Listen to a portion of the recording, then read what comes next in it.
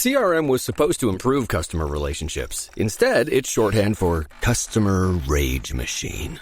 Your CRM can't explain why a customer's package took 5 detours? Reboot your inner peace and scream into a pillow. It's okay. On the ServiceNow AI platform, CRM stands for something better. AI agents don't just track issues, they resolve them, transforming the entire customer experience. So breathe in and breathe out. Bad CRM was then. This is ServiceNow. You open the fridge, there's nothing there. So what's it gonna be? Greasy pizza? Sad drive-thru burgers? Dish by Blue Apron is for nights like that. These are the pre-made meals of your dreams. At least 20 grams of protein, no artificial flavors or colors, no chopping, no cleanup, no guilt. Keep the flavor, ditch the subscription. Get 20% off your first 2 orders with code APRON20. Terms and conditions apply. Visit blueapron.com/terms for more.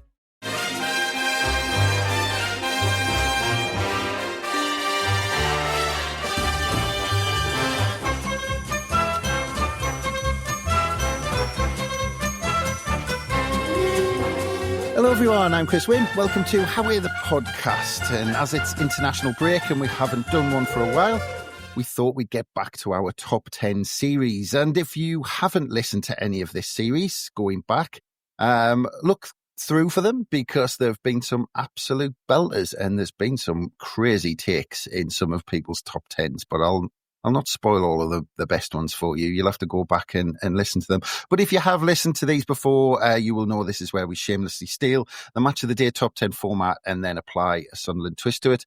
And today we need to win the battle in the middle of the park because we're going to be ordering the top 10 Sunderland central midfielders of the Stadium of Light era. Now, this one has been a controversial one in terms of just picking that first initial top 10 to pick from with all the lads, because there's there's obviously opinions on who should be in there, but there's also the kind of thing that muddies the waters in terms of who played out wide. And did they spend most of their time at Sunderland playing on the left or on the right, or were they actually played through the middle? And then we've got the kind of evolution of formations because we go back to the beginning of the Stadium of Light where it was 4-4-2, and then it's moved on a little bit since then. So we might talk about that just a little bit because, of course, I'm not going to do this alone. And to help me, I once again have a couple of gentlemen who are willing to stick their neck on the block. And first up, we have the man whose views have been heard in a few of these top 10s. And while doing so, he's managed to sway public opinion massively in some cases. It is, of course, Andrew Smithson. Hello, Andrew. Hello, mate. You okay? I am. I think I am, because this is a tough one ahead, I think. And I think this is going to be a controversial one because it was really tough. I mean, we're picking that top 10. And it's funny because I expected a big, long list to pick from when we were just whittling down to the 10. And actually, we kind of struggled when we made that decision on the wide players. Yeah, there was a few that kind of fell into a couple of roles. And for me, the honourable mention section's quite long. So, yeah, it was tricky. But, Chris, I must say I'm very grateful. You said there I'm a man that's changed public opinion. Now, when you were building that up, I was thinking, I've got time for a swig of water here because he's obviously going to Jonny first. So, you know, whether I sway public opinion again this time or not, the time will tell. Yes, well, it's a controversial one. You've already mentioned our next guest, another regular voice who we thankfully rejected a late bid for on transfer deadline day, of course. It is, of course, Jonny Hawley. Hello, Jonny. Yeah, hello, lads. It's good to be back as always, talking about another top 10. I can't wait to see what Andrew comes out with this time and read all the comments afterwards of all the thousands of disciples who've been swayed to his way of thinking. So, I can't wait for that. Well, honestly, I mean, there is genuinely, because I've thrown my hat into the ring a little bit more because we're kind of down a guest from the last ones. And genuinely looking at it, there's only one player across the three of us who is unanimously in the top 5. And there's only one player who is unanimously in the bottom 5.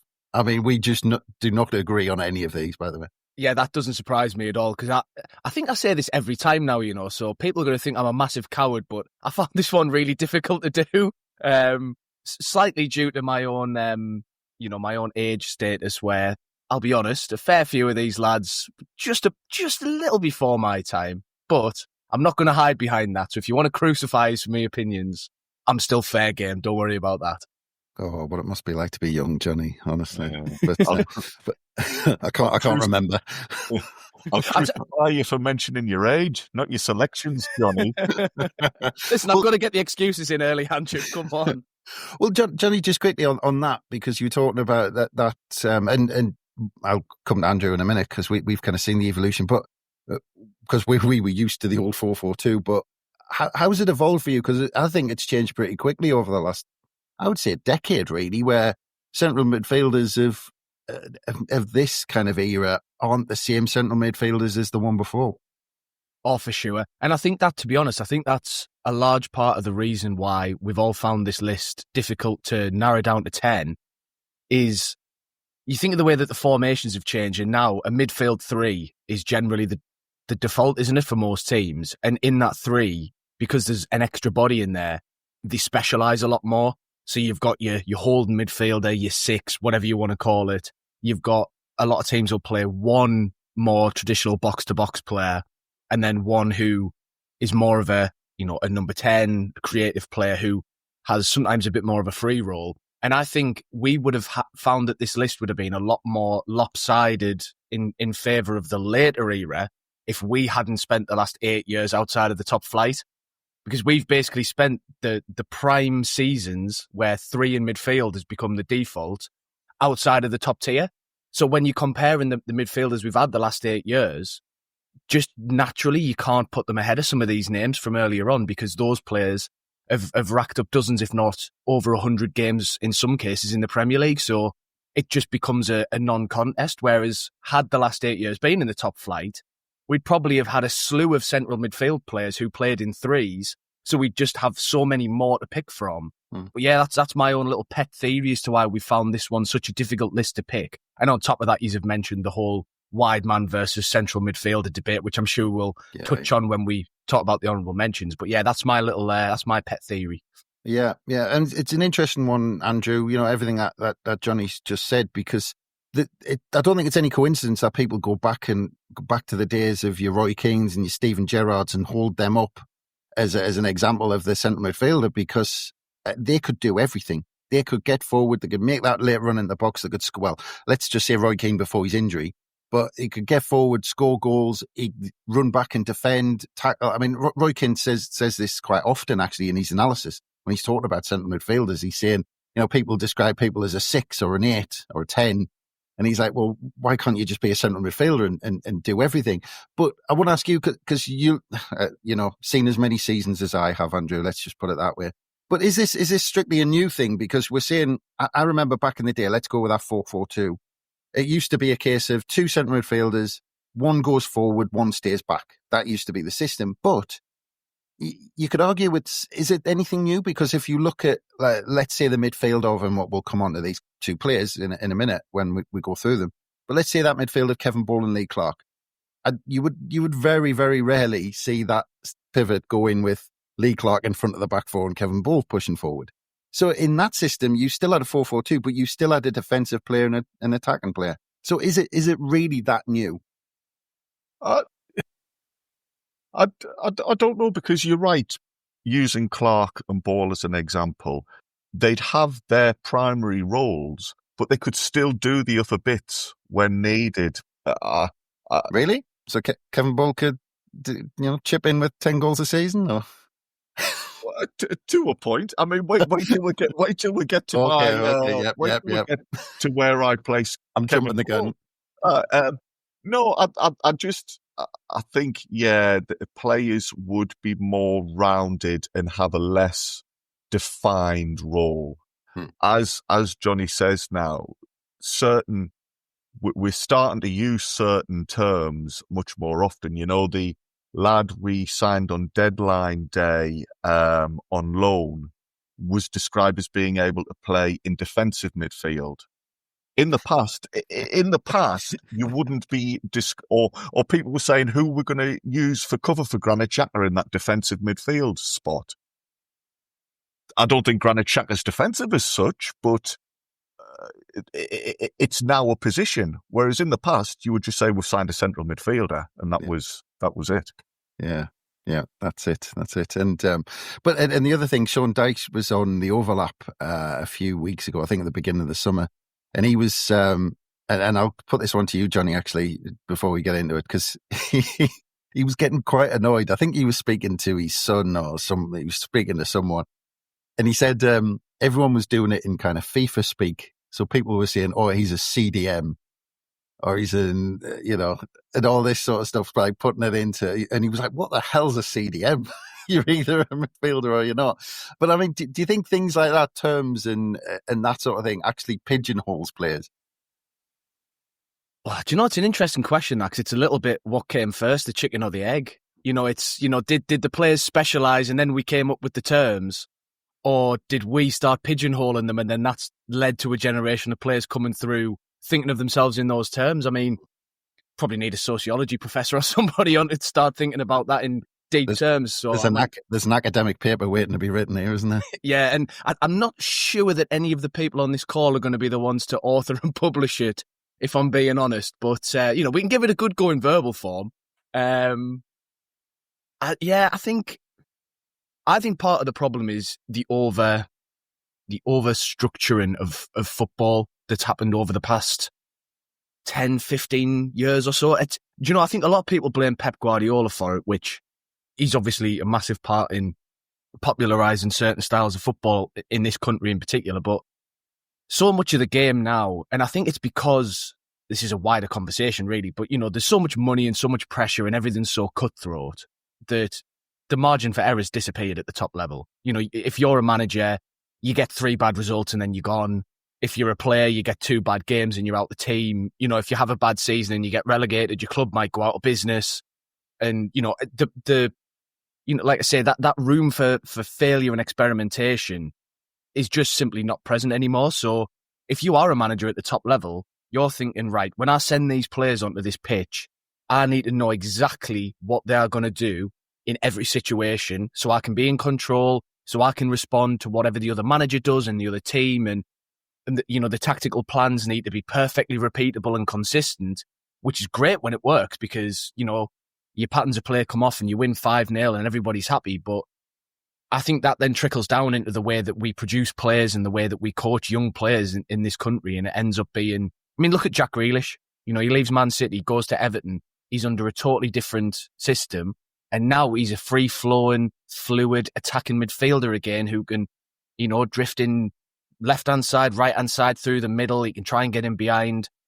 That's missing at Man City because it's too structured, it's too rigid. And I think, to bring it back to the central midfielders, I think it's a knock-on effect is you can't just put 2 or 3 midfielders out now and say, right, I trust you to just know if one goes, one stays, and, all the old cliches. They can't apply anymore because a manager, in my opinion, at the top level, he just can't afford to trust his players to that level because if they cock it up, he loses his job. And so, yeah, I just think we've fostered an environment in elite football where tricks and experimentation and creativity and flair are just coached out the game. And I know that's not a novel opinion and a lot of people feel the same way, but yeah, I think that's pretty much where I'm at with it. Yeah, interesting debate to begin with. What came first, FIFA or the formations? And I like that. The campaign to bring back 4-4-2. So that's a good start. So let's crack on because, as I said earlier, we are shamelessly stealing the BBC Match of the Day top 10 format. So anyone not familiar, we pick a subject to rank, which in this case is the top 10 Sunderland AFC central midfielders of the Stadium of Light era. And of course, we kept at that era, so at least we can talk about specific games that we might have seen or Johnny's heard of, or things like that, rather than go back to people in the 40s who were going off secondhand sources and things like that. So first, we had to shorten that list down to 10, and then today in this podcast, we are going to try and probably fail to place those 10 into order from best to worst. So there it is. So let's get into it in terms of our top 10. And the top 10 that have been selected for us to discuss are in alphabetical order. We have Alex Ray, Claudio Reyna, Eric Roy, Gavin McCann, Jan Kirchhoff, Kevin Ball, Lee Cattermole, Lee Clark, Lorik Sana, and Jan Mvila. So a lot of you will be going through that, maybe having puzzled looks, because we did at times have very different top 10 to that. And we ended up then kind of whittling down a little bit of criteria and we'll try and explain a little bit, because some of those to miss out, and this is just a small section of them. There's probably more that you're screaming at us as you're listening. But we do have Stefan Schwarz, Paul Thirlwell, Jason McTeer, Grant Ledbetter, Dean Whitehead, Dwight York, Jordan Henderson, Craig Gardner, Ki Young Sung, Jordi Gomez, Seb Larson, Max Power. Don't know why Max Power is in there. I think that I might have not cut that one out of the list. Dan Neal, Chris Rigg, and Joe Bellingham. So it's an interesting one, because we did originally, Andrew, we were talking about the likes of Stefan Schwarz, and the other one I'll add to that list actually is Don Hutchison, who we did discuss. And I think because Don Hutchison comes into the same bracket as Stefan Schwarz, potentially Dean Whitehead, potentially Jordan Henderson. You could argue there's maybe another couple in there, Seb Larson, who we discussed, that we talk about. We are specifically talking about central midfielders. Now, they might have had the odd game, they might have had a little run of games in the middle, but primarily I think that those players who we've missed out, we try to say, well, look, we want to have a definition between those who played in central midfield for a long time and those who played wide. So, I mean, do you think we've got a fair kind of definition and distinction to leave out those players as central midfielders? I think so, yes, but it is a little bit harsh on the likes of Larson and Schwartz and Hutchison, who you've mentioned there.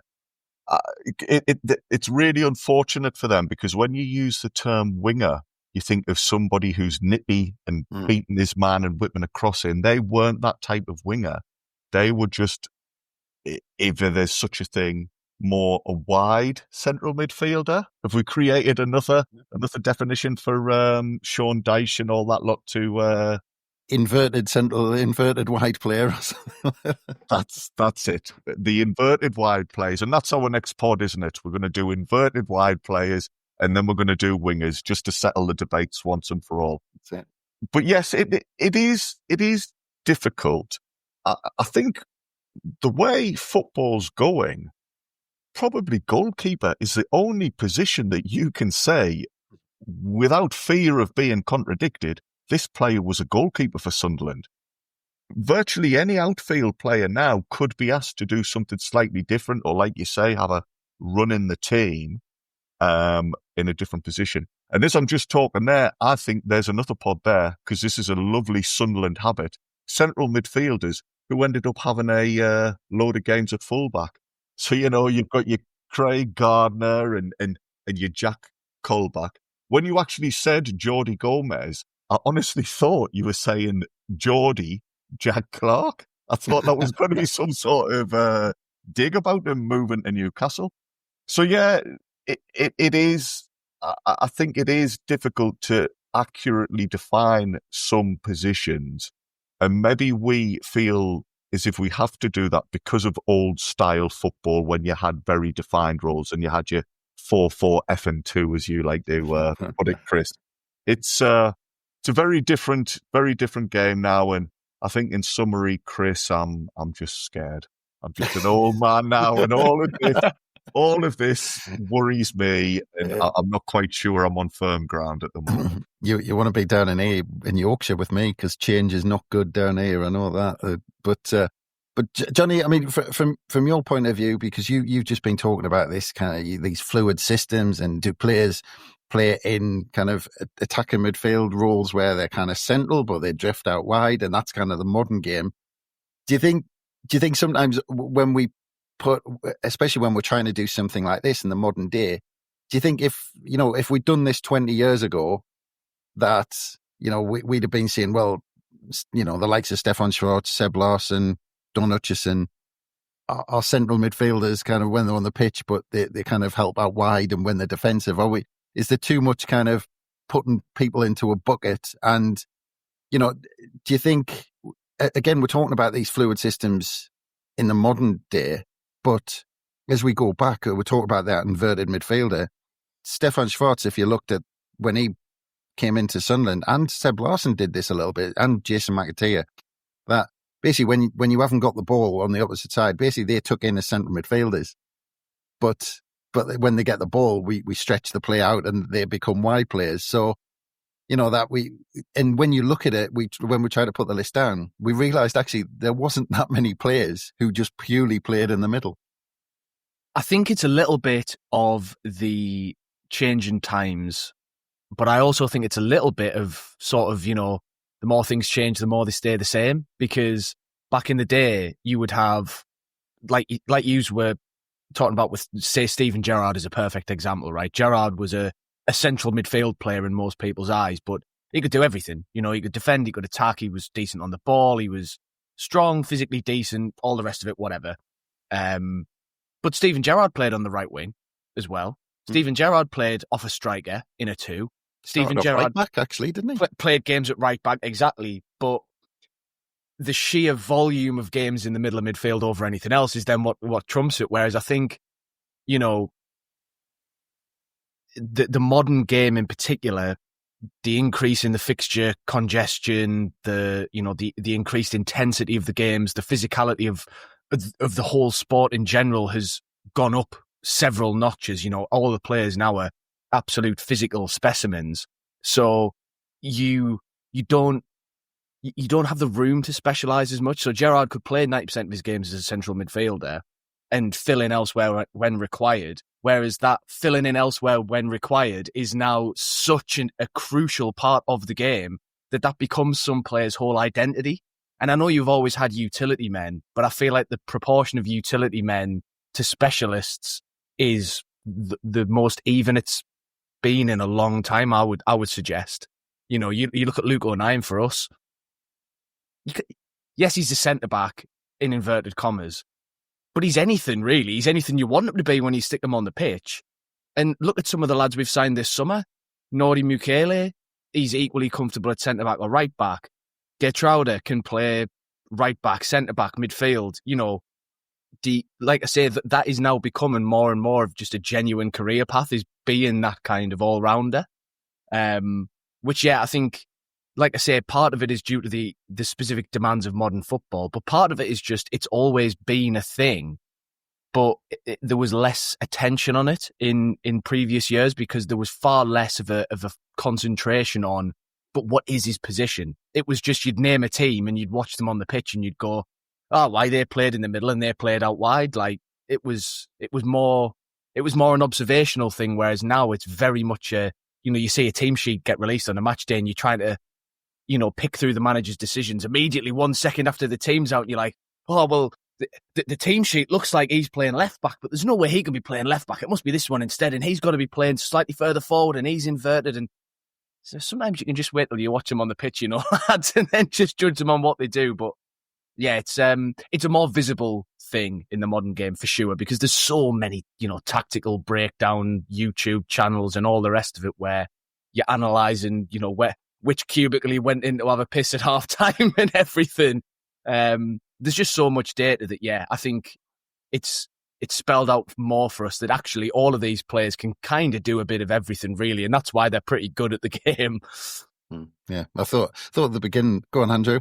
I was just going to say, sorry, this is a silly point, so I've trampled all over you already.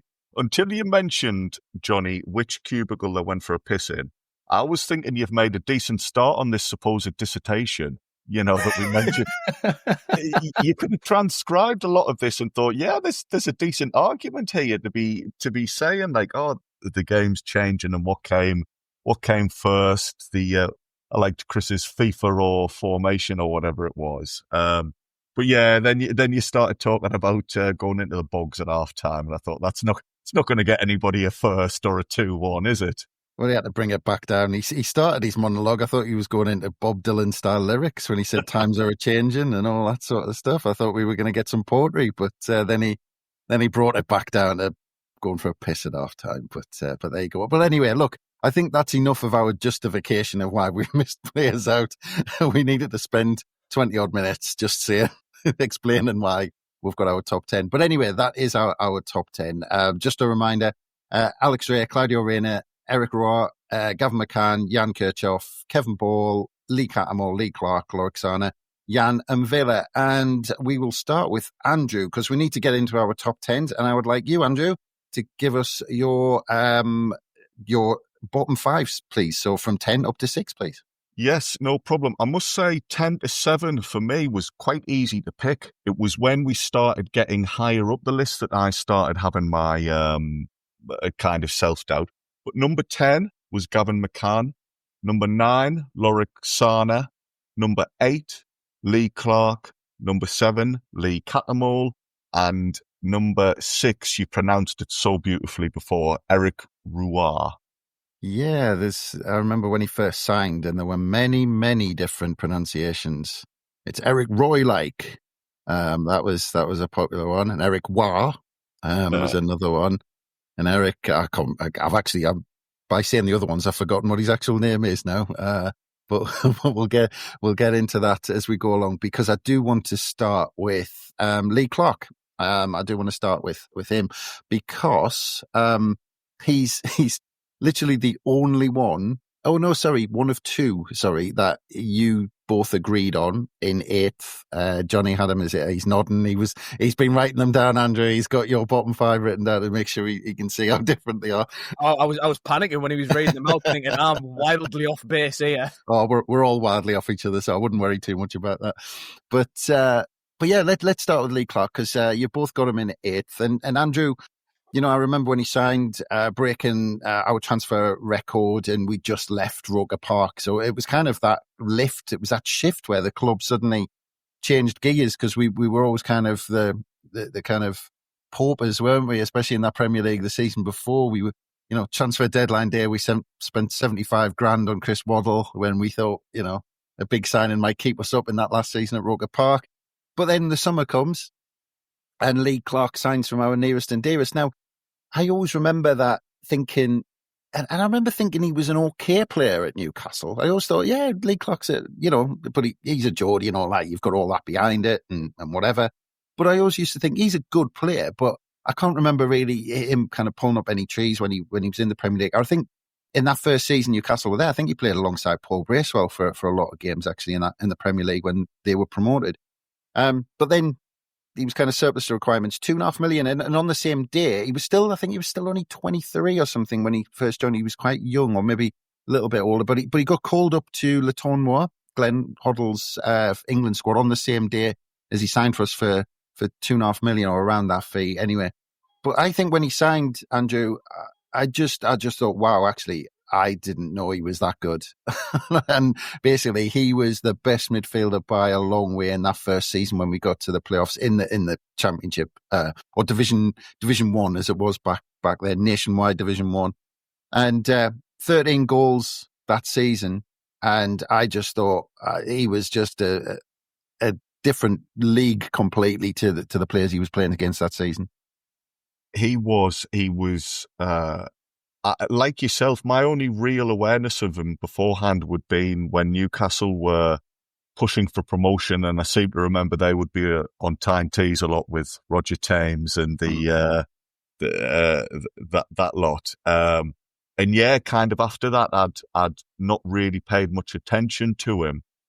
So he did come here and pleasantly surprise not just myself, but most fans with the quality he had. He was a really good central midfielder. I'm really glad you've mentioned there the 2.5 million fee we paid for him, Chris, because this was something I've been thinking about over the last few days of the transfer window.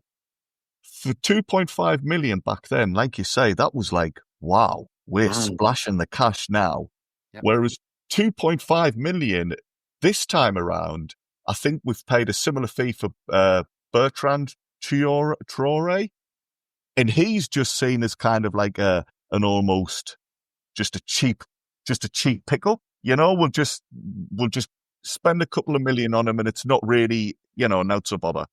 Well, that's it, 2.5 million, and because of that price, people are asking, what's the problem? There must be an issue with him. Why are we paying 2.5 million, Johnny?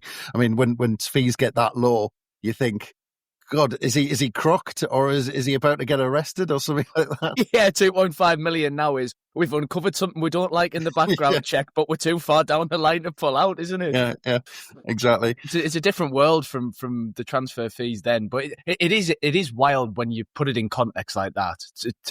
For a deal that happened literally the other day, blimey, the football landscape has changed. Yeah, and I mean, Andrew, when you talk about 2.5 million, and again, we're trying to put it in context of the modern day, but it was a year after we broke the 1 million barrier for the first time. Yeah. So we'd already doubled our transfer record there. So it was already starting to rise. 2.5 million was a lot of money then. It probably, I think you would say, there was good value. As a player purely on the pitch, Lee Clark was a serious upgrade on what we'd been used to. And really, he stamped his authority on games. And like you say, he was the midfielder who could chip in with a few goals each season. And I remember him scoring, I think, a couple of really good goals away at Stoke. There's been other times. Did he score at the first league game at the Stadium of Light?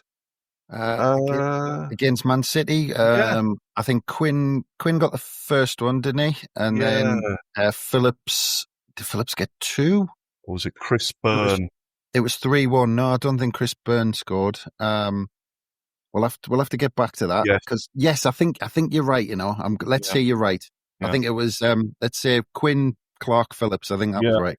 It was important for him to score and get off to a good start because there was a bit of disgruntlement about him signing from Newcastle. I remember in a couple of the press shots as well, him and Peter Reid posing at the Stadium of Light as construction works happening around them and they've got the hard hats on and all of that. I'm pretty sure Lee Clark wore a suit that was like black and white stripes or very close to that. He later joked that he had no intention of signing for Sunderland until Peter Reid got him drunk and convinced him to change allegiances for a couple of years. So there was this little bit of, a few question marks around his background. And not just the fact that he played for Newcastle, but the fact that he was such a massive Newcastle fan. But you've got to give him credit on the pitch. There was never any doubt, and he was committed. He was hard working, and he did give his all for us. It's just one of the reasons he's so low down for me. And unfortunately, it always comes up when we talk about Lee Clark. It was the way it ended for him. That really sullied it for me. Really interesting. Because Johnny, you had a mate as well. I mean, again, it was. Let's just say it was a long time ago, Johnny, when he played for Sunderland. But does that come into your thinking, actually, the way he left, rather than just what he did on the pitch? Without a shadow of a doubt, yeah. I think when you come to these kind of retrospective rankings, easy for me to say, because we said, didn't we? We were intentionally excluding the current midfield because it's only been 3 games, yada yada, all the rest of it. But you could easily make an argument for quality alone that Granit Xhaka should be in this list. You could easily argue that, but they're still playing, so it's not really fair. So due to it being a fully retrospective list, I think it has to come in, the things around how they've left. Even in extreme cases, it could be, let's say somebody came out and slagged the club off in an interview after they'd retired. Does that make them a worse midfielder? No. But would that influence how I rank them? Of course it would, because I'd hate them. I just would. And so with Clark, I think the mag stuff, it just does. Like Jack Colback, really, if we were objective, probably gets fairly high in a ranking of best Sunderland Academy products. Played for England, Premier League career, yada yada, all the rest of it. But he jumped ship for the mags, so you just can't give them their flowers in the same way. So yeah, for me, it was a big part of my thinking. Played for England. Well, not under us, but got called up under Roy Hodgson, man, the Ginger Pearl. Yeah, but played for England. Got on the pitch, didn't he, in a friendly? Did he? Never. I thought he did, but I hope I'm wrong. I've wiped that from my memory, I think. But I'm gonna fact check myself. How quickly can three lads get Wikipedia page open? And... Absolutely disgraceful of that. But thank God you were right. I was inventing horrible cursed histories there.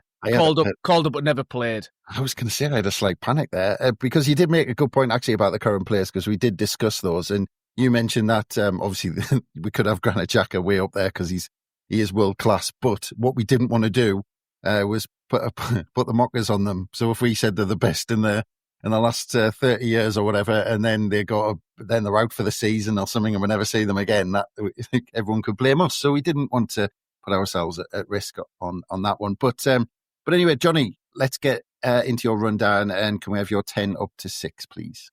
Certainly can. So 10. Claudio Reyna. 9, Eric Roy. 8, Lee Clark. 7, Jan Kirchhoff. A German will correct us. And 6, Alex Ray. It's like you turned into a Scouser for a second now. Kirchhoff? It sounds like you were telling us there's a fight over there or something. It's kicking off over there.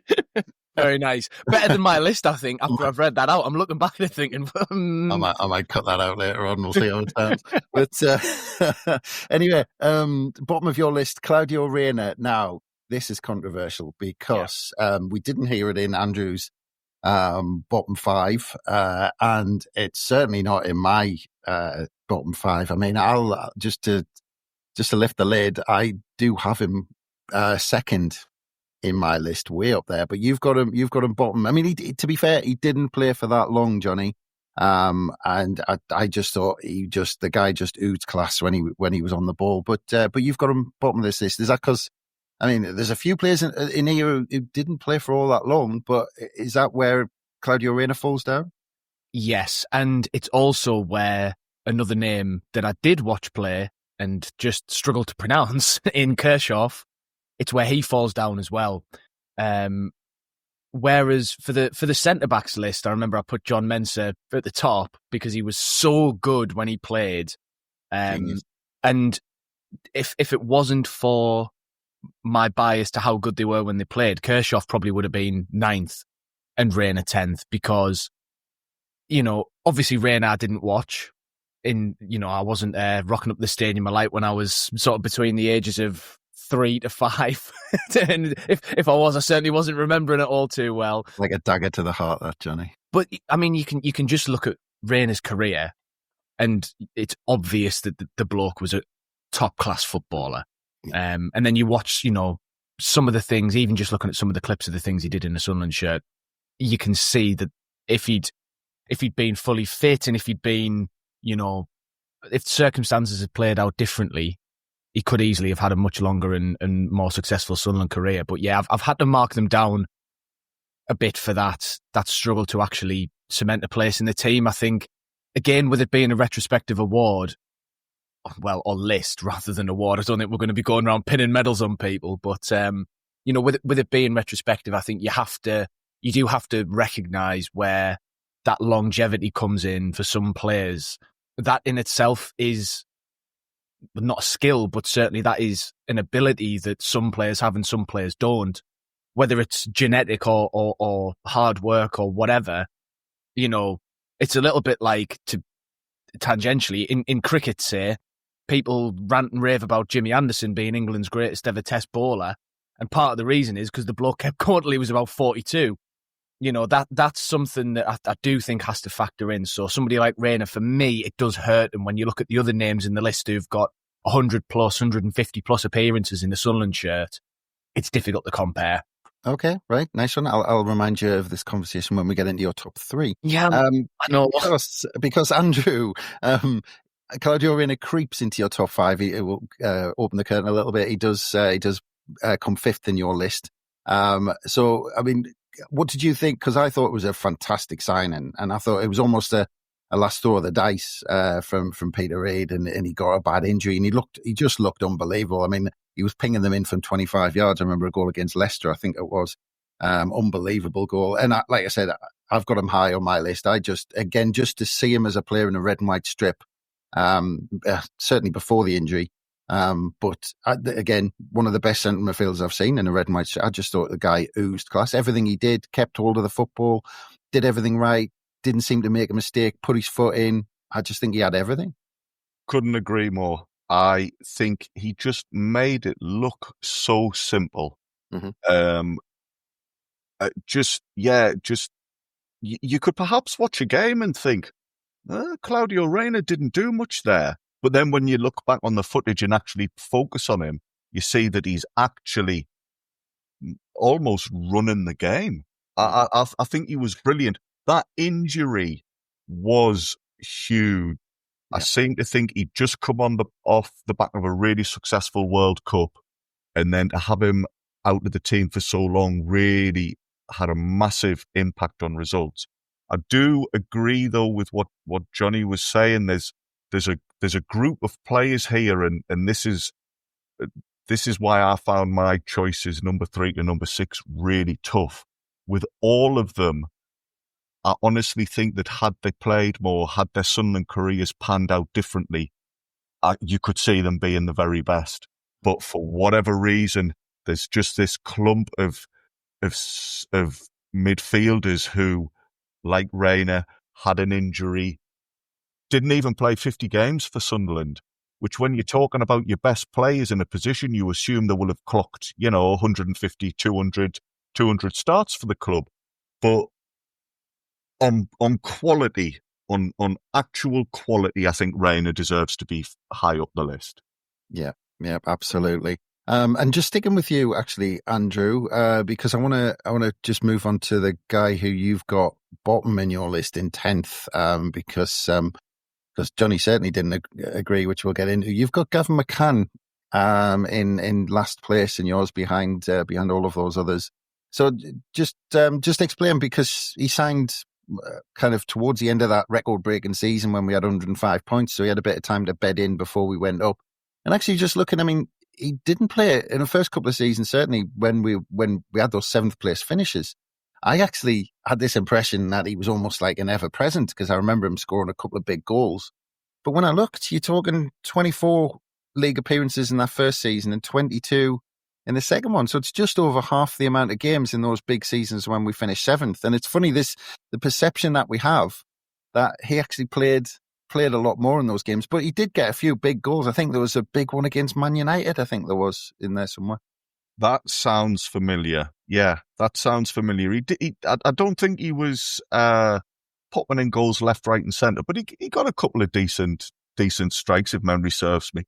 I must admit, I am expecting a bit of stick over placing Gavin McCann at 10th, because he is a name that you say, as you say, is associated with those times, even though at the start he was not necessarily as involved as our memory might make us think. He was $500,000, I think, from Everton. It was a bargain from Peter Reid, and he perhaps was in those first couple of years a bit of a one for the future. Reid was kind of just bringing him in and out of the team until he fully got the experience and was ready to become a regular. He was a good player. My problem is, and this could just be memory playing tricks on me, this is just what always pops into my mind when I think of McCann. I think there was too many times where he would pick and choose whether he played well. I seem to think on his day he was brilliant, but I remember a lot of times where I thought he was anonymous. And in my mind, I think his best run of performances just so happened to coincide with when he was in contract discussions and looking to get himself a better deal. Now, if that's wrong, I hold my hands up, but that was certainly what comes to mind.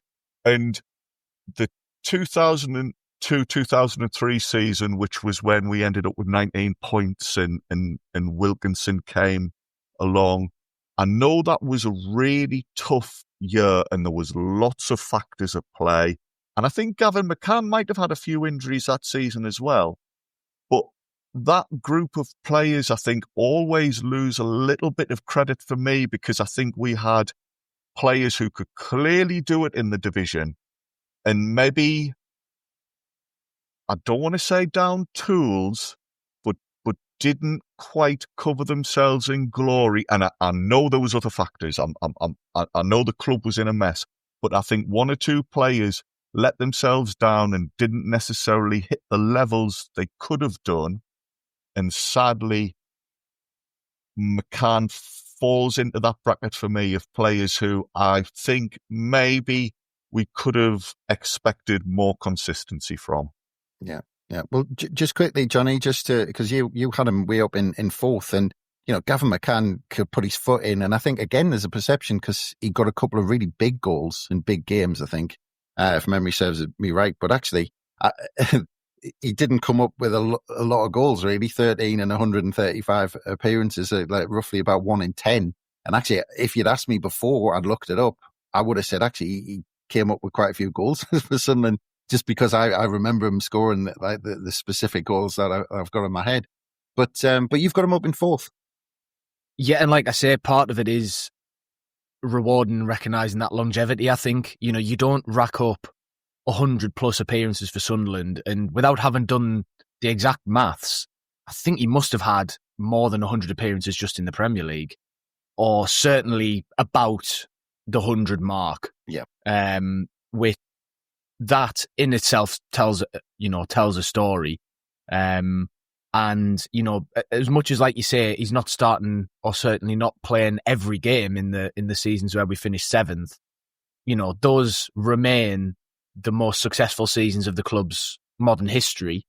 And to have been a player who played even a mildly important role in that team has to get you pretty high up any of these lists, I think, because those were the best Sunderland teams. And if you were one of the decent or good players in one of the best Sunderland teams, then you've got to be near the top of the best Sunderland players ranking, certainly for the Stadium of Light era. And I also think I've got a slight bias for McCann, because I also then do remember him as a pretty solid Premier League player for particularly for Aston Villa in those next few years after he left Sunderland, because that was, I only just missed those 7th place seasons. Then I started, then I have memories of the players from the few seasons after that. So McCann, for me, I already had a vision of him as, oh yeah, he was a canny Premier League player. Plus then when you actually watch the recaps of those 7th place seasons and all, I'm sure every Sunderland fan's consumed as much media from the Peter Reid days as you possibly can. That reinforces it also. Yeah, I think part longevity and part he was lucky he stayed in the Premier League to get up my list.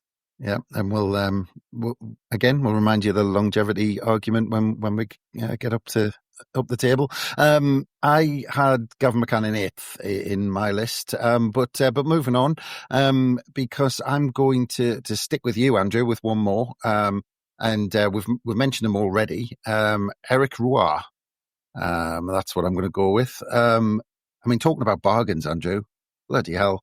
250,000, and when you look, he'd had 3 seasons with Marseille before then, and we just nabbed him for next to nothing. And this guy just appeared, and the kind of, and I remember him doing the exact movement, the way he used to shuffle past a player. He used to kind of almost drag the ball to one side and just kind of float past them in central midfield, and that was his style. Again, a guy who kept it simple, big fella as well, well over 6 foot. And he could put his foot in as well. I always liked seeing him play. And this is when you mention this guy, Eric Roy. I'm going to say that again. But the thing that ends up cropping up, Andrew, is that game against Chelsea, because everyone keeps saying that when they'd battered us at their place on the opening day of the season, and then they came to the Stadium of Light, and it was one of their, and we were flying by that point, and it was revenge time, and then, it was like, was it 3 or 4-0 by half time or whatever it was? But we had a midfield pairing that day of Eric Roy and Paul Thirlwell. Yeah. I did like Paul Thirlwell, to be fair. Yeah, I did. I've said before, I always like local lads who get into the team, but not just for that reason. I thought he was a decent player, and could have very easily in another world been involved in the list of better Sunderland midfielders, I think. Eric Roy is a really odd one because, I remember him being absolutely class. And like you say, he could dominate games at the very top level. He had some real skill about him. And just as I was preparing for this podcast, which, believe it or not, I do actually prepare for, he only had 30-odd appearances for us. He was only in the team for around about a year. Yeah. This player who, like you say, we picked him up kind of without any real fanfare. I think he might have even been a trialist, technically, in Kevin Ball's testimonial, Right. which is mad for a player with that pedigree behind him. Yeah. And he came in, was brilliant. He has very fond memories of Sunderland by all accounts, and yet he was gone. Yeah. I don't know if there was something else at play there. I was going to say that you can almost remember him signing because you thought, we've got someone, a bit of a squad filler, and he turned out to be a little bit better than that. But when he left, it was almost right. He's disappeared. Where's he gone? It was like there was nothing to it. It was just so bizarre that he just came and went. It was like this, almost typical Frenchman, just kind of appearing and right, I'm off. See you later.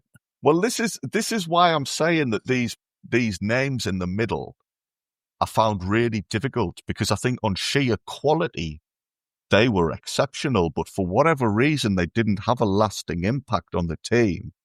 And it might be something I go back to at some point and try and get to the bottom of why he didn't play at Sunderland much longer. But I tell you who was pleased to see him go. You pronounced his name perfectly there, but I went to a lot of away games at that point, and the poor PA announcers trying to announce his name when reading out the Sunderland team list. I remember one game at Tranmere. I don't think it was the PA fella. I think it might have actually been the scoreboard. Had him down as being called Roy Eric. So Eric was his surname. And I just thought, this, again, it just fits into this bizarre thing about he's a utterly brilliant player, yet nobody's ever heard of him. It's just what's going on here? Yeah, that'll have been the Tranmere game where they had someone sent off and substituted him. I think so. I was at that game. Well, can you remember the scoreboard then as well? I'd had a few. I can't remember the scoreboard, but I do remember the fans going off it in the last minute. I genuinely remember all the away fans going crazy when they realised Tranmere had brought a sub on. Do not worry, Chris. I don't think badly of you for not remembering a scoreboard at Prenton Park and the graphics. I tell you what, the random nonsense I've got from Sunderland memories in my head that I'd rather something useful be in there. But in terms of Roy of the Sunderland, Johnny, you've got him down. You've got him down in 9th. But just actually looking at him though, really respected coach now. He's been at quite a few clubs. He was sporting director of Watford a good few years ago, and then he's had a few roles in France. It's one of them. Maybe we keep an eye on ex-players who are coaching, and you do wonder. Yeah. Oh, yeah. Absolutely. And I think wasn't there? I mean, we had that many managerial changes in a short space of time, particularly between Mowbray, Beale, Dodds, all the rest of it. Not to revisit that, but I'm sure Rob was pretty high up the betting odds kind of lists in terms of next Sunderland manager. I can't remember exactly which period it was, but there was a couple of days where I'm sure the noise was getting quite loud around it as well. So I wouldn't be surprised at some point, whenever we're next searching, if the stars all align, I would not be shocked to see that be on the cards. I struggled a lot with Roy in my list, and that's why I ended up putting him and Rayner both at the bottom, because they were both in the same camp for me. Amazing careers, clearly incredible pedigree. Yeah, I just never watched him, so it's really hard for me to say. Well, it's even hard for us to remember because he just floated in and floated back out again. Yeah, I certainly won't be remembering the scoreboard from Prenton Park, so you can count me out of that discussion. Yeah, but it's funny. It's interesting because he was he was French Manager of the Year the season where Labrie got relegated and then ended up coming to us, interestingly enough. So that was a strange one. But let's move on. Johnny, can we have your top 5, please? Certainly. Number 5, Jan Vila. Number 4, Gavin McCann. Number 3, Lee Cattermole. Number 2, and I know this is the one that you're waiting to nail us for, Chris, Lorik Sana. And number 1, Kevin Ball. Well, I want to get into the top 5 a little bit, but actually I want to kind of, well, I'll tell you what, let's go in with one of your top 5, because as you mentioned him, we'll go in with Lee Cattermole, who came 3rd on your list. Because Andrew, you've already mentioned he was in your bottom 5, so he was 7th in your list, and he was actually 9th in mine. But he was 3rd in your list. Johnny, you've talked about longevity. Now, I think there's two aspects to this, I think. And I think you're right. It does take a good player to obviously last as long, 10 years, 10 seasons he completed at Sunderland. And you look at the likes of Kevin Ball, huge, long career at the club. Alex Ray was here for a good few years as well. And you do look at those and say, well, okay, there must be something right with that. Now, you could argue though with Lee Cattermole, it was one of those relationships that, in terms of longevity, the longer it went on, the more it was toxic for the player and it was toxic for the club.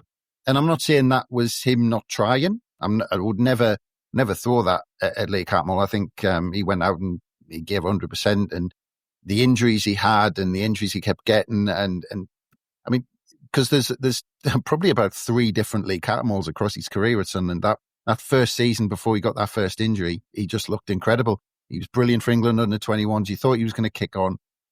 But he's such a confusing character, isn't he, in the history of Sunderland, that you ask 10 people about him, you're going to get 3 who thinks he's a legend, 3 who thinks he was okay, and 3 who maybe can't stand him. He's just such a confusing player. For me, he is the midfield John O'Shea, where O'Shea's tenure at the club, if you stripped away the context of the seasons themselves and just looked at it and went, the number of games he played, he captained the club for a long period of time. So, like, the parallels to Cattermole are immediately obvious. The length of time, the captaincies that they had, and the sum of the individual achievements that they managed to have. So they both were in the team that got to the League Cup final. Some of the, I know escaping from relegation is not necessarily glamorous, but some of the ways it was done, particularly in 13-14 under Gus Poyet, some of those small spells were some of the best times that we had in the Premier League in that 10-season stint.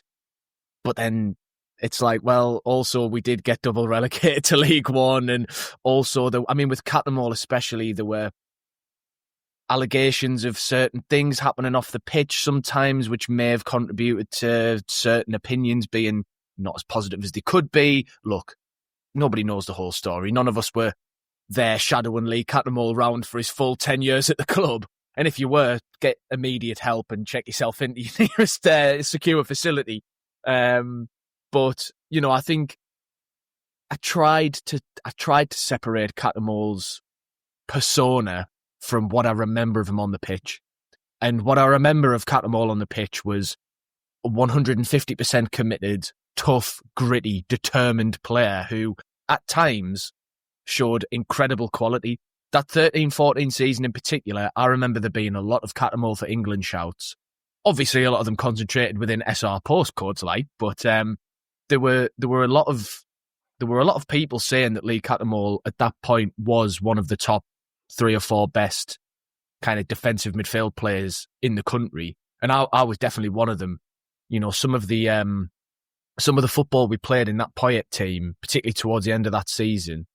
And I'm thinking especially that free-flowing move at Old Trafford that ended with Barini hitting the bar, which I still rue to this day because it would have been one of the best goals we'd ever scored. I know it's about the 5th time you mentioned it on this podcast, isn't it? There's a reason for that. Over various podcasts I might have. Yeah, but, and I remember Cattermole being an integral part of that team. So for me, those are the things which put him up my list. And it's a little bit of that stereotype of, Sunderland fans, they'll celebrate a big tackle as much as a goal sometimes. And Cattermole was the ultimate one of those players. So yeah, that's why he's ended up so high up my list. But I'm fully, accepting of the fact that there will be likely a lot of people listening to this right now thinking, what on earth is this idiot talking about, sticking Cattermole that high up the list? And there are valid arguments either way, but for me, the on-pitch Cattermole, he gets in the top 5. Come on. Yeah, well, this is the thing. But the fact is, there'll be some people arguing that he shouldn't be in the top 10 that we've put together to pick from. And we're a perfect kind of example that we're all happy, the three of us, even that he's in that top 10 and he should be in that top 10. It should be debated. But we're a perfect example with you having him in 3rd, Johnny. I've got him down in 9th. And Andrew, you've got him in 7th. I mean, that's just a perfect cross-section to show what people's thoughts on him. But to be fair, we've got to emphasise that he does make our top 10. Yeah. And I think something you said a few minutes ago, Chris, really makes a lot of sense. It's almost as if there's 3 or 4 different versions of Cattermole at Sunderland, because I can remember a time when he was seen as a bit of a liability. I can remember in League One when he suddenly morphed into some sort of goal-scoring midfielder, having struggled for goals in the top flight, although I do remember a couple of really good long-range ones. West Brom away. Yes. Well, he is a memory for you. I remember I was at the Stadium of Light watching an under-21s game the same time we were playing. The first team were away at Spurs in Poyet's season, and we lost 5-1 in the end. But the one, yeah, it was a Cattermole. It was a long range Cattermole effort. Now I remember being at the under-21s, and sat behind me was a member of the coaching staff. I'll not say who it was, but when he heard that Sunderland had gone 1-0 up and Lee Cattermole had scored, he genuinely thought it was a joke. This is an employee of Sunderland who was like, "Oh, don't be stupid. Lee Cattermole has not scored." It just did not cross his mind that was possible. But then there were other versions when I thought he was awesome, and not just people think he was one of these who was diving in with the tackles and winning the ball and that. He actually had a really good pass on him. He had a period. I want to say it was the game, you mentioned Jordi Gomez, Chris. There was a game in one of the relegation scraps where Gomez scored 2 penalties, I think. Southampton, maybe. Around that time, Cattermole was the one who was getting possession in the middle and was threading balls through for players to run onto. I think it was that Southampton Gomez penalty game, where it was Cattermole who was splitting the defence in half and creating the chances that led to the penalties. So I fully understand why we've all got different opinions. And I take your point, Chris, as to how maybe it was one of those situations where it was the longer he was here, he was still working hard, but just it was might have been better for all concerned if he'd had a new fresh start. Yeah, I think so. And the interesting thing, in terms of league games, he was here for 8 Premier League seasons, and actually he only played more than 25 league games twice in those 8 Premier League seasons, which is... One thing I will say for him as well, he had a lot of injuries, but he always played. If he could get out on the pitch, he would play. And again, another... a bit of information I remember from the time, there were people saying this lad should not be on the pitch. He is not physically able to play, and yet he was doing it. He put his hand up and said, "I'll wear that shirt and I'll put myself through that." Well, that's a perfect segue, because let's have your top 5, Andrew. Right, yes, here we go. 5, Claudio Reyna. Jan, are we now calling him Jan Kickoff or Kirchhoff or... however you want to pronounce it. He was number 4. Jan Umvia at number 3. And my top 2 went to Alex Ray at 2. And like I think Johnny said, Kevin Ball gets my number 1 pick. Yeah, but let's straight on that injuries topic that we were picking off. Let's go in with Jan Kirchhoff, Andrew, because he's 4th on your list. He was 7th on Johnny's, and he's 3rd on mine. But again, just this classy player, and God, you wonder in that sort of role. I mean, to be fair, if it wasn't for injuries, Andrew, let's put it out there straight away, he wouldn't have played for Sunderland, would he? Without doubt, he was just had a touch of class, and I thought he had played for the German national side. I don't think he did in the end. I think he just played for the younger teams. But the fact that was possible in my mind says this guy was good enough to be in one of the best international teams in the world. Kirchhoff, Envia and Catamol as a 3 for those few months under Sam Allardyce, I thought were just excellent for us. By the way, when I commend Catamol for playing whilst injured, I'm not necessarily critical of those who didn't play when they were injured. You know, I don't know the circumstances of each injury. I think you'll hear from the lawyers. Don't worry.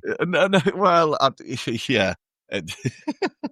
It wasn't a dig. I think Catamol often took criticism for having a supposed bad game, and yet behind the scenes, people were saying this lad shouldn't even. This lad played through a lot of painkilling injections, didn't he? Yeah, and that for me, I think is a very impressive thing to say about somebody. But yeah, Kirchhoff couldn't do that. I just think the difference between how Allardyce managed him and his successor David Moyes did were just chalk and cheese. Allardyce knew that he'd got a quality player, but that he needed to be managed through games. I think his training program was probably a bit different to a lot of the first team players. And often he would come off after 60 or 70 minutes under Allardyce. It was just the fact that in those 60 or 70 minutes, he'd been absolutely world class.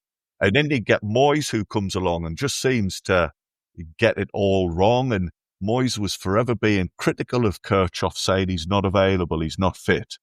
Well, do something about it then. We've seen he can do the job.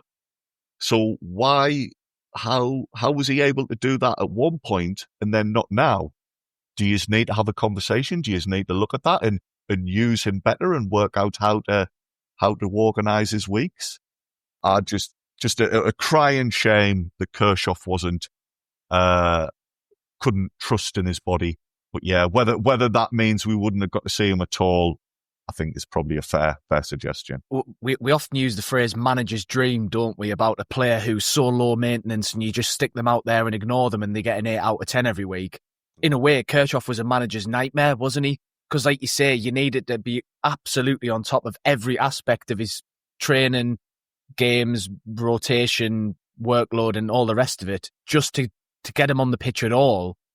But you're right, he was worth it for Big Sam, wasn't he? Because he was sublime that first half of season. And just to give me own 2 pence on Kirchhoff for a second, that's the reason why he was so low in my list is it was only half a season. If it had been any longer, he'd have been right up there for me because on his day, like you say, he was world class. But it was the half a season and the fact that how do you tell how much of the impact was individually Kirchhoff, Kone or Kazri? Because it was all 3 of them coming in at once that just revitalised us. But yeah, I totally agree with you waxing lyrical on Kirchhoff's ability because he was so good. Yeah. And let's move quickly on to another one because you've got in 5th, Jonny Andrew. Andrew, you've got him 3rd. I've actually got him a bit further down in 7th. I thought he was absolutely fantastic, Jonny, but I mean, did you really believe all of the come and get me? Was it completely genuine? I think it was. And the reason M'Vila is higher than Kirchhoff for me and actually cracks me top 5 is like I was just saying, M'Vila did 1 full season and he was excellent in that season as well. I particularly remember his free kick goal away at Aston Villa in that horrible green kit. That was a brilliant strike, that. Oh, I've upset Andrew with the kit remark there. Horrible? What are you on about? Hey, there's another top 10. Yeah, top 10 kits. Yeah, oh. yeah. the sleeves are off there. I'll fight you to the death on that one. Like. But no, I thought M'Vila in that season was brilliant. And I did think he just sort of got the club. And I did feel like we really had got under his skin's probably a little bit too much of a, over endearment. But I do think he seemed like he really bought in. And I thought he genuinely seemed gutted when it all didn't work out for him to come back, because by all accounts, we had a deal lined up for him, and it was David Moyes who came in and said, no thanks. Now, whether the exact details are true or what, who knows, but, often no smoke without fire. So I would suggest that it was very much the club side of things that scuppered that deal. So, yeah, cans for Jan, man, justice. Well, I'll just come back to you and say dry ice, Johnny, in terms of no smoke without fire. But Johnny and Andrew, just moving on to Lorik Sana, because you've got him way down in 9th, Andrew. And as we've just heard, he's Johnny's runner-up. He's second on his list because Johnny, of course, goes for longevity. That's the reason why Lorik Sana is up there. But you've got him way down in 9th, Andrew, and we talked about Lee Cattermole, and I'd argue in that season when Lee Cattermole was at his best, which was his first season, I'd argue that Lorik Sana was the better of the two in that centre midfield. Yeah, Sana was a very capable player. I just sometimes think, is the idea around him better than the reality? That's not a dig at Johnny. I do think he was a quality player. I agree, Andrew. Don't worry. It is the idea. It's the idea, not the man. I want the captain back who eats raw meat on the morning of the game and just goes out and kills people for 90 minutes. Yeah, let me dream. Yeah, he was kind of this like, how do I phrase this?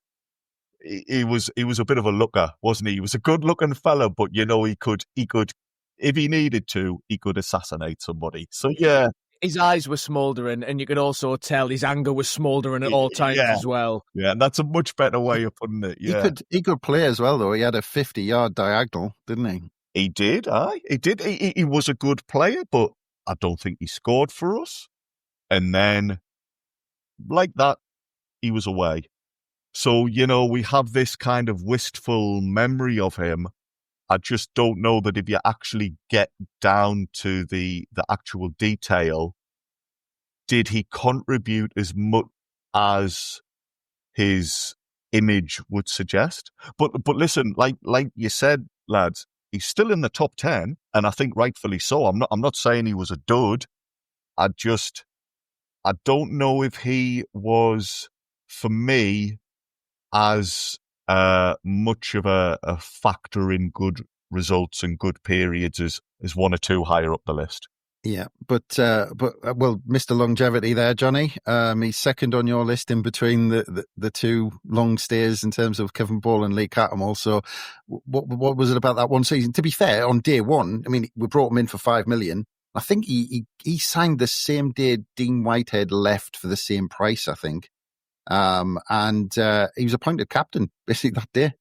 Yeah, and I'll be completely transparent. This is my emotion pick of the list. I just loved Lorik Sana, because as well, it came in it was either the summer of 2008 or summer of 2009, one of the two. I have 2009 in my head, but regardless, it was around that sort of time, and I was sort of 10, 11 years old. And the mystique of bringing in somebody from I think he came from Serie A, didn't he? Like bringing in someone from Serie A who just rocks up, and then day one he's got the captain's armband on, and then he's rocking out rocking up in the middle of midfield, and simultaneously, like you say, Chris, he's knocking 50-yard diags about while also claiming people's ankle bones for his collection to take home with him. And to me, just seeing that, I was in awe of the bloke. I was like, wow. This guy embodies everything I want from a Sunderland player. It was just, and then I think as well, Andrew was right to touch on the fact that there is a bit of mystique around the fact that he came in, was captain for a season, did brilliantly, and then left immediately. It's that sort of whirlwind summer romance almost, isn't it? That you always look back on a bit more fondly than anything else. Yeah. Well, he came from Marseille, actually. He ended up at Lazio in Serie A, but he came sorry, from, I had it he the came from wrong way Marseille. around. And, Yes. but Andrew, just moving on to Alex Ray, because he's second in your list. He's sixth in my list and Johnny's. I mean, all I remember basically, Alex Ray was, I mean, loved him, absolutely loved him as a footballer. That's why he's in our top 10. But I just remember him putting his foot in and really putting his foot in. And that pass he had with the outside of his foot. I mean, that's my memories of Alex Ray. Yeah, he was a really, really good player. Obviously, I mean, I've put him at 2, so it would be mad if I now says, I wasn't keen on him. He put his foot in, but isn't it funny how your memories play tricks with you? I thought Gavin McCann barely scored for us, and you were surprised he hadn't scored more, whereas I was actually surprised when you gave the stat that he had about 13, 14 goals for us. I was surprised he scored as many as that. In my mind, Alex Ray was a regular scorer for us. I think he was the epitome of that central midfielder we were talking about. Go on, let's be. Would you be surprised to say that he had a similar record to Gavin McCann? Oh, well, there you go. I would be 1 in 10. surprised. Oh, well, there you go. Because in my mind, I think he contributed more goals. I'll get onto his goal scoring in a moment there. But yeah, in my mind, he was that central midfielder that we were talking about at the start, that classic Roy Keane style midfielder that did everything, because he was a brilliant tackler and he would tackle anybody and anything, not care a jot about whether it would hurt him or not, as long as he got the ball. But he could create, like you say, he could spread the ball out wide or find pockets. I seem to think he scored a load of goals for us. That the stats show that I've misremembered that. I dare say, though, that what I'm about to say is correct, and I hope it is. If he scored a goal, it was a hell of a goal. You talk about his tackles. His tackling was strong. If he had a hit, if he hit the ball, it stayed hit. He scored a couple of screamers. He scored a couple where he popped up in the box at the right time, so running from deep. And he was one of the few players here who did it at championship level and at Premier League level for us. And like one or two others, I feel it was a mistake letting him go when we did. And the last point I'll make, there is nothing wrong with Johnny when he said he's made kind of a sentimental or an emotional pick. One of the reasons Alex Ray is as high up for me as he is I was very fortunate at a sportsman's dinner once to be sat on the table next to him. My God, what a laugh. Not a single joke I could repeat, but a brilliant night. I had a great night out. Well, talking about emotional picks, just very quickly though, I think Alex Ray got 15 and 136. Gavin McCann got 13 and 135. So very, very similar records. Vastly superior record. Well, yeah, of course. Those 2 goals in one more game. But in terms of emotional pick, let's move on to the top one, because we've all gone Kevin Ball. Now, I want to justify this slightly, because this is 100% emotional, that Kevin Ball is not the most talented centre midfielder on the pitch. But how can you not give the top pick, Johnny, to someone who put his body on the line, minute after minute, never mind game after game? It's just the undisputed number 1 pick, isn't it? I knew Ball was number 1 before I even read past the rest of the names that you'd sent us to pick from. It was as soon as it's Ball's on the list, well, he's number 1. It's easy. Every Sunderland fan should know that as just a fact. In much the same way that I imagine in 10, 15, 20 years' time, whenever the next iteration of Sunderland podcasting people scraping the bottom of the barrel for content are doing their top 10s, I'm sure Luke O'Nien, whichever list they're talking about, they'll be sat there going, well, O'Nien's number 1. Mr. Sunderland, of course he's number 1. And Kevin Ball was Mr. Sunderland, wasn't he? And to add to that as well, he was a very good player. Obviously not the best player in this position that we've ever seen, or, technically or whatever, but captained the team, embodied all the values you'd want, part of teams that won promotions and, won big derby games and, contributed to big moments. It just goes without saying. And anybody who can slide tackle the ball onto their own crossbar from the halfway line gets in my top 10 without a shadow of a doubt. Oh, I could go through loads of minutes like that. I mean, Andrew, in terms of Kevin Ball, it's interesting going back to, if you look at the newspapers at the time when I think Mick Buxton moved him into central midfield, I think there was a lot of eyebrows raised saying he can't play centre midfield, because he was think of that first season in the first division when Dennis Smith signed him. He was a brilliant centre half. And I remember Terry Venables, in Dennis Smith's book, Terry Venables said to Dennis Smith, he described Kevin Ball, he said he's got the touch of a blacksmith. And that's how basically he described Kevin Ball back in the day. But and actually, when we've looked back, Andrew, remember the playoff final as well? There's one goal where Kevin Phillips scores, and it comes from Kevin Ball putting his head in and winning a header he had no right to win when somebody else was going to volley the ball. And his header ended up going through to Kevin Phillips for him to score. Yeah, I do remember that goal. Maybe doesn't get remembered fondly because of how that day ended up. But yeah, that was just a brilliant microcosm of Kevin Ball. I will say, I think he was a better player than some people give him credit for. He did have all of these combative sides to him, and he was a driving force and a real leader. But he wasn't a bad footballer either. I remember one of my favourite ever goals. Here we go down memory lane again. I don't need much of a prompt. One of my favourite ever Sunderland goals was scored by Kevin Ball, and it was a diving header. Chelsea. Yes, yeah. Just about that. Just a superb goal. He flew from the halfway line that day. He did. If he's not slide tackling from the halfway line, he's launching a diving header from the halfway line. Kevin Ball, I know this is mainly the Stadium of Light era we're looking at. And to be fair to Kevin Ball, he actually didn't play in the top flight much for us in the Stadium of Light era. I think it was the year after the 105 points. I think it was halfway through the following season that he left for Fulham, maybe. Yeah. But just for me, I just think he was such an influential character at the club ever from the day he moved. He was one of those who was here at both Roker Park and the Stadium of Light. But I do always keep going back to that point that just purely as a footballer, he was maybe a little bit undervalued.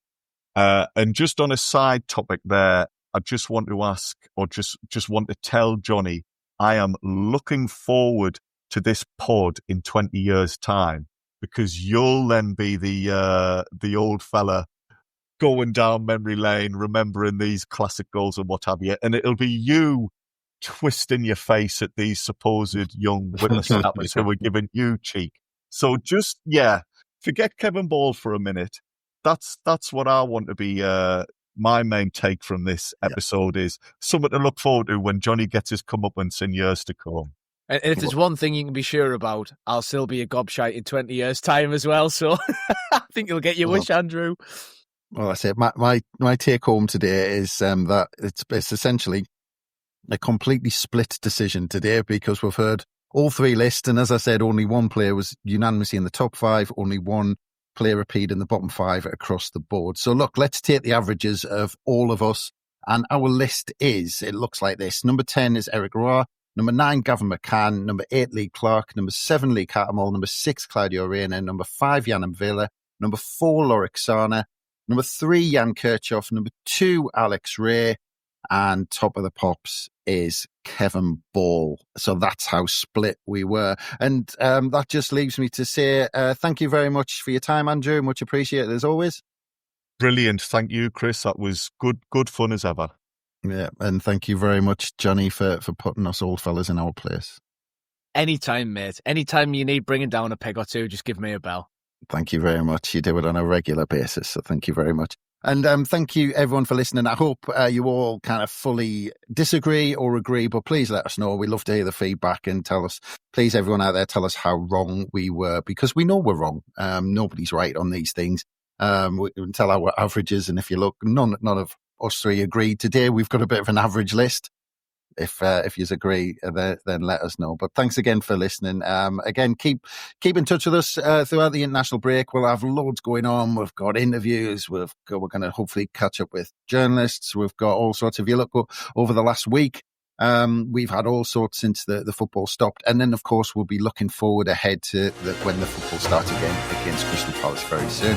But from us, it's bye for now.